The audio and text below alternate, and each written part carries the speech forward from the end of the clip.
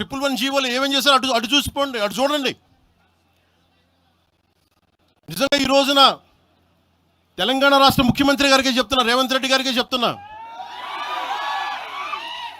ఆయనంటే నాకు ఇష్టం, ఆయనంటే గౌరవం నాకు.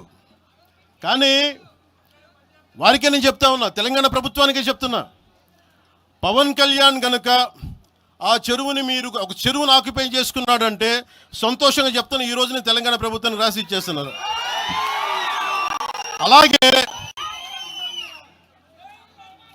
అలాగే లెఫ్ట్ మేము వామపక్షవాదులు అని చెప్పి ఒక ఎనలిస్ట్ మాట్లాడతా,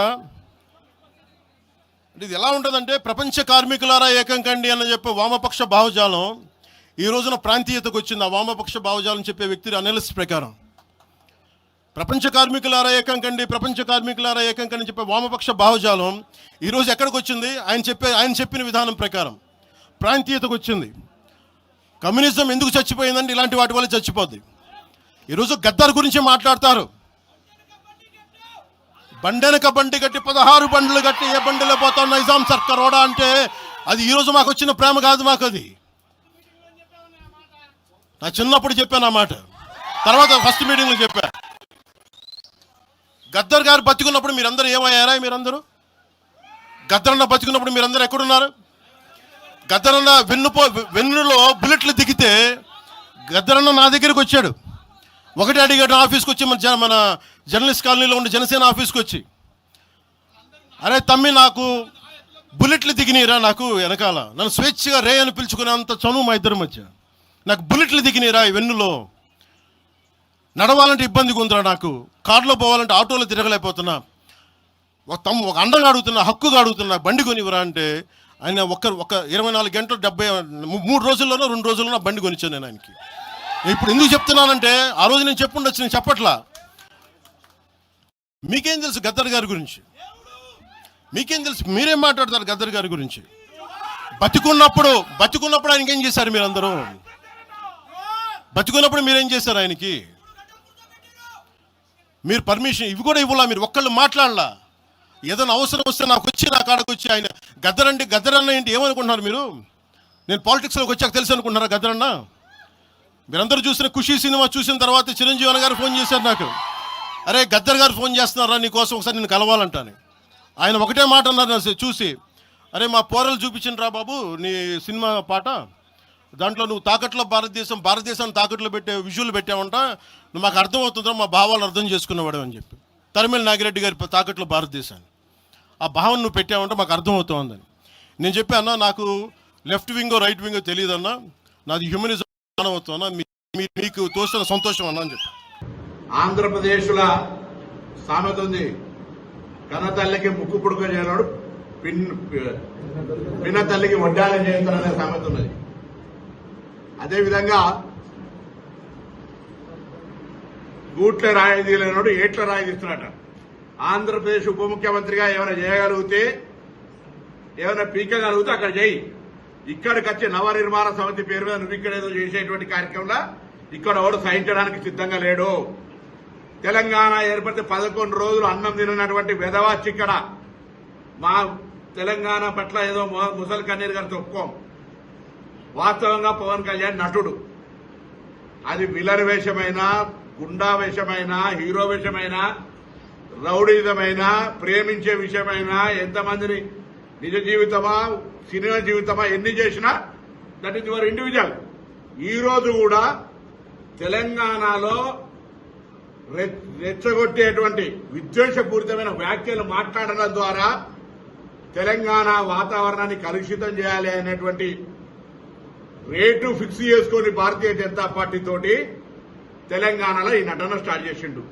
మీకు తెలుసు 2014 ఎన్నికలప్పుడు ఉస్మానాబాద్ కూడా వచ్చిండు. ఆ రోజు నేను పార్లమెంట్ సభ్యుడిగా పోటీ చేస్తున్న బిడ్డ తోడుకలు తీస్తామంటే కావలసుకొని ఇక్కడికి వచ్చి పవన్ కళ్యాణ్ సినిమా అభిమానులు ఉంటారు, నేను సినిమాలు చూడండి, మీరు అద్దంటే నేను పవన్ కళ్యాణ్ అభిమానులు అన్ని పార్టీలు ఉండొచ్చు చూసుకోరి, కానీ రాజకీయ పరంగా నీ కన్న తల్లి అయినటువంటి తెలంగాణ లాంటి తెలంగాణను అవమానపరుస్తూ తెలంగాణ ఏర్పడితే 11 రోజులు నిరాశ చేసిన తెలంగాణలో కళ్ళు దృష్టి పడితే కోనసీమ కొబ్బరి చెట్లు ఎండిపోతున్నాయి అనేటువంటి వాణ్ణి ఇక్కడ మనం ఎంటర్టైన్ చేస్తే ఇది దౌర్భాగ్యమైనటువంటి పరిస్థితి. నేను మళ్ళీ చెప్తాను, నాకు అస్సామోళ్ళ కంటే కూడా ఆంధ్రప్రదేశ్ దగ్గర. భారతదేశంలో అన్ని రాష్ట్రాల ప్రజలకు తెలంగాణ స్వాగతం చెప్తా ఉంది. ఈవెన్ విదేశీయులకే స్వాగతం చెప్పి ఇక్కడ అన్ని రకాల కార్యక్రమాలు జరగాలనుకుంటున్నాం.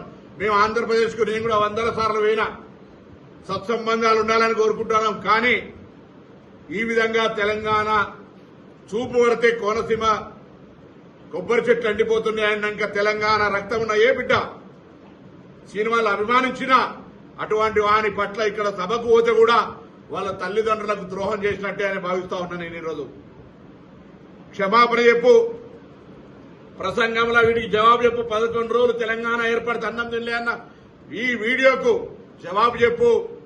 కోనసీమ నా చూపు పడితే ఎండిపోయిందన్న దానికి జవాబు చెప్పు.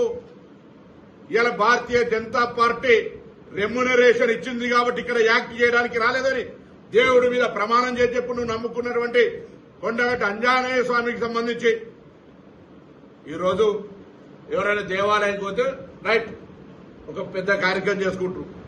నువ్వు దాన్ని రాజకీయపరంగా వాడుకొని ఏదో కొండగట్టుకి ఏదో చేస్తారు కావచ్చు. తిరుమల దేవస్థానం చైర్మన్ రావాలి, ఈవో రావాలి. నువ్వు దేవాదాయ శాఖ మంత్రి కూడా కాదు. అయినా పోనీ సరే, పరాయి రాష్ట్రమైన వస్తా ఉన్నాడని గౌరవించే విధంగా గౌరవించడం. ఇవాళ ఎందుకు మేము మాట్లాడుతున్నామంటే తెలంగాణ కోసం పార్లమెంటు సభ్యుడిగా ఆనాడు సకల జనుల సమ్మె ద్వారా తెలంగాణ అందరూ కూడా తెలంగాణ కావాలని అడిగినాం, పోరాటం చేసినాం.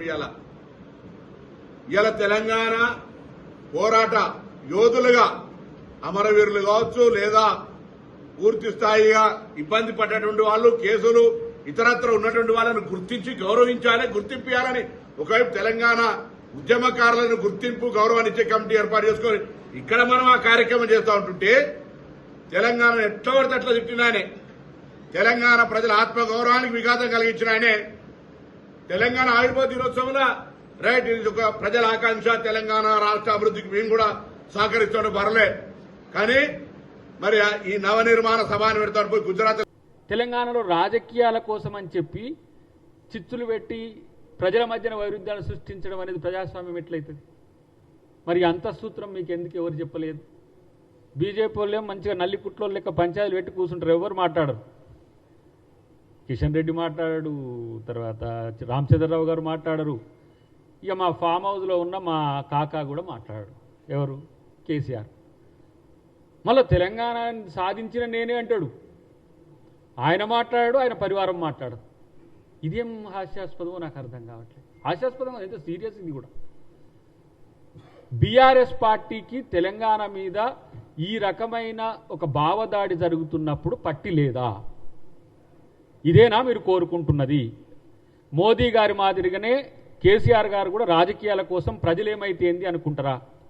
మొన్నదే చేసింది కదా, ఇట్లనే పట్టాలు పేల్చండి, సింగరేణిని పేల్చండి, కూల్చండి. ఇదేనా సిద్ధాంతం? ఈ ప్రాంతం కోసం 1200 మంది అమరవీరులైండ్రు. ఈ ప్రాంత విముక్తి కోసం ఏ రోజైనా తెలంగాణ అమరవీరుల దగ్గర మీరు పోయి పట్టెడు పూలేసిన పాపాన పోయినరు పవన్ కళ్యాణ్ గారు. పోనీ మోదీ గారు నీకు సర్ది చేస్తే వచ్చిండు, చంద్రబాబు గారి కాడికి వచ్చిపోయిండు. కానీ అమరవీరులు వారికి గుర్తురాలే. ఎందుకంటే ఆయననే తల్లిని చంపి బిడ్డని బతికిచ్చిండ్రు అన్నాడు. తెలంగాణ మీద నిలువెల్ల విషం కక్కుతున్నది బీజేపీ ప్రధానమంత్రి. ఇంకొక వైపేమో వాళ్ళ ఎంపీనే నిండు సభలో పార్లమెంట్లో తెలంగాణ ఏర్పాటును పాకిస్తాన్తో పోల్చిండు. కానీ ఇక్కడ ఉన్న తెలంగాణ బీజేపీ నాయకులు మాత్రం మేమే తెలంగాణ కోసం పోరాడింది. అవును, మరి తెలంగాణ కోసం పోరాడితే ఆత్మగౌరవం ఎటు చచ్చింది? మీకు సుష్మా స్వరాజ్ ఎందుకు గుర్తుకు రావట్లే? మీకు రాజ్నాథ్ సింగ్ లాంటి వాడు ఎందుకు గుర్తుకు రావట్లే? ఆ రోజు కాంగ్రెస్ పార్టీలో సోనియా గాంధీ గారు యూపీఏ చైర్పర్సన్గా ఉన్నా వారు, సుష్మా స్వరాజ్ గారు, మీరా కుమార్ గారు కలిసి ఈ బిల్లును ఎట్లా పాస్ చేయాలని చేసిన ఆ కోణం మీకు ఆవిష్కృతం కావట్లేదు. ఎందుకంటే సుష్మా స్వరాజ్ గారు అంటే మోదీ గారికి పడదు కాబట్టి. తెలంగాణ రావాలంటే నీ కోదాడు బోర్డర్ కాడ కంపనాడు రోడ్డు మీద ఖబర్దార్ మీకు దిష్టి కూడా కడతాం. ఇవాళ మీరు తెలంగాణ దిష్టి కలిగి కోనసీమ కొంపారిపోయిందని చెప్తా ఉన్నాను. కోనసీమ కొబ్బరి తోటలు ఎండిపోయినాయి, తెలంగాణ దిష్టి తాగంటున్నాం. కానీ మీకు దిష్టి కూడా కడతాం. ఎక్కడ మా పెళ్లిగా పోతే తెడ్డు మసిమంతా సిబ్బి ఎట్లా కట్టావో ఇవి కూడా మీ కాడ కడతాం నిశ్చయంగా. ఖబర్దార్. తెలంగాణ ప్రజానికం వందలాది మంది అమరులైతే తెలంగాణ వచ్చింది. ఈ అమరత్వాన్ని చూసిన సోనియా గాంధీ గారు ఇలా తెలంగాణ ఇచ్చింది. ఇచ్చిన తెలంగాణను బాగు చేసుకోవడానికి మా ప్రయత్నాలు మీకు జరుపుతూ ఉన్నాయి. మీకు రాజధాని లేదు,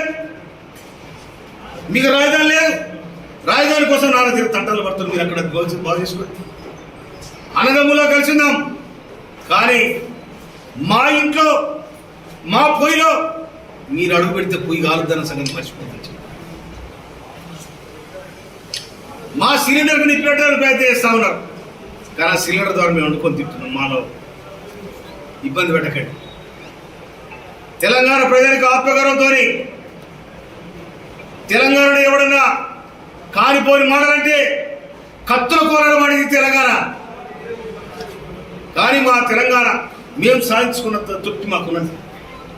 దాని వెనకాల సబ్బండ జాతులు, సబ్బండ పార్టీలు, మీ ఆంధ్రకున్న పార్టీలే 2009